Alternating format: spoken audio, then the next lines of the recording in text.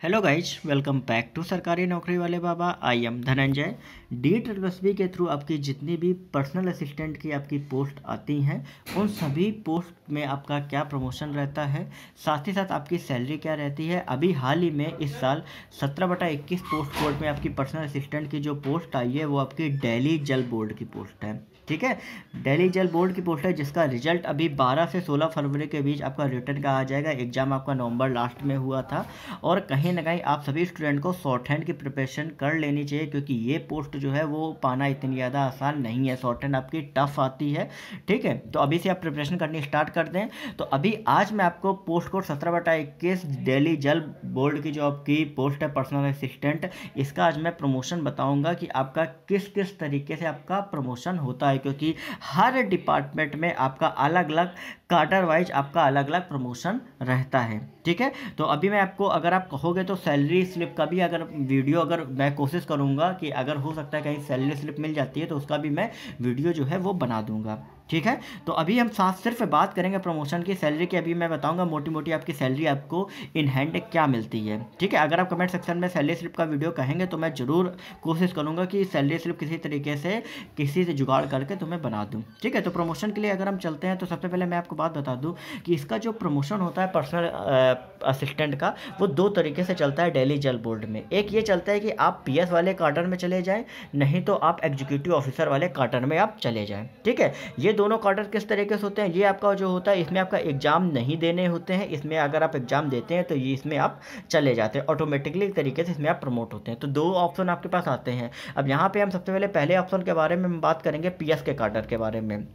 तो पहला जो आपका प्रमोशन होता है वो होता है 4800 ग्रेड पे आपका रहता है, जो कि आपका पर्सनल प्राइवेट सेक्रेटरी के तौर पे रहता है। और ये जो प्रमोशन होता है जब आप एज ए पर्सनल असिस्टेंट 5 से 6 साल लगभग आप स्पेंड कर लेते हो एज ए 4600 ग्रेड पे मतलब पर्सनल असिस्टेंट की पोस्ट पे, तब आपका पहला प्रमोशन आपका प्राइवेट सेक्रेटरी का आपका होता है, जो कि आपका 4800 ग्रेड पे का आपका रहता है। ठीक है, और इसमें आप एक तरीके से गेस्टेड हो जाते हो, ये ग्रुप बी के कार्डर में आप एक तरीके से आ जाते हो। ठीक है, कहीं कहीं प्राइवेट सेक्रेटरी जो होता है वो 4600 ग्रेड पे का होता है। तो मैंने आपको पहले ही बताया है कि हर डिपार्टमेंट का अपना अलग अलग पोस्ट वाइज अलग अलग आपका ग्रेड पे जो है वो आपका रहता है। कहीं कहीं जैसे मान लो जूनियर स्टेनोग्राफर में OSD वाला एक अलग से आ जाता है 5400 का, तो लेकिन यहाँ पे नहीं आता है। तो सारी चीज़ें मैं बताऊँगा कि नेक्स्ट जो आपका प्रमोशन है वो आपका क्या क्या रहता है। ठीक है, दूसरा जो होता है वो आपका सीनियर प्राइवेट सेक्रेटरी का होता है। ये आपका 5400 ग्रेड पे का आपका प्रमोशन जो है वो आपका होता है।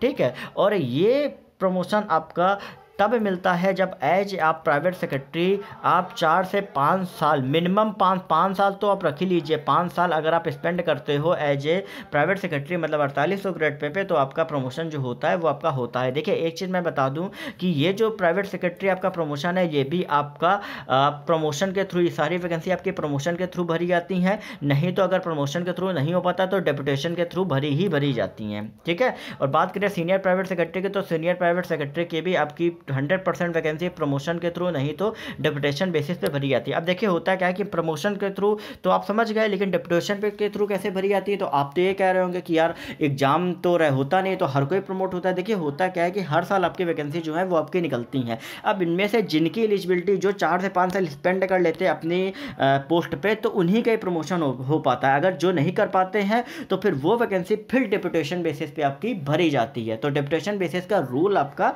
ये रहता है। ठीक है, अगर हम बात करें नेक्स्ट जो आपका प्रमोशन होता है वो आपका होता है प्रिंसिपल प्राइवेट सेक्रेटरी का। ये प्रमोशन जो होता है ये आपका एज ए, जब आप सीनियर प्राइवेट सेक्रेटरी पे अगर आप लगभग 3 से 4 साल रह लेते हो तो ये आपका प्रमोशन जो आपका है ये आपका होता है। एक चीज़ मैं और बता दूं कि कई बार क्या होता है, लोग कहते हैं अरे 3 से 4 साल आप बता रहे हो प्रमोशन नहीं होता है, लेट होता है। तो डिपेंड ये करता है कि हर साल जो है वैकेंसी किस तरीके से आपकी आती है। ठीक है, ऐसा नहीं, किसी साल हो सकता है वैकेंसी जल्दी आ गई तो आपका प्रमोशन जो है आपका जल्दी हो गया, किसी साल नहीं आ पाई तो प्रमोशन लेट हो गया। और कोई ये बात नहीं है, जिन डिपार्टमेंट में आपके फास्ट प्रमोशन है वहाँ पे भी आप देखेंगे तो वहाँ पे भी कहीं ना कहीं कई बार लेट प्रमोशंस होते हैं। क्यों? क्योंकि सब कुछ डिपेंड करता है आपकी वैकेंसी पे कि वैकेंसी आपकी खाली है प्रमोशन वाली कि नहीं खाली है। फिर इसके बाद प्रिंसिपल प्राइवेट सेक्रेटरी के बाद जो हमारा नेक्स्ट प्रमोशन होता है वो आपका होता है सीनियर प्रिंसिपल प्राइवेट सेक्रेटरी के तौर पर आपका प्रमोशन रहता है।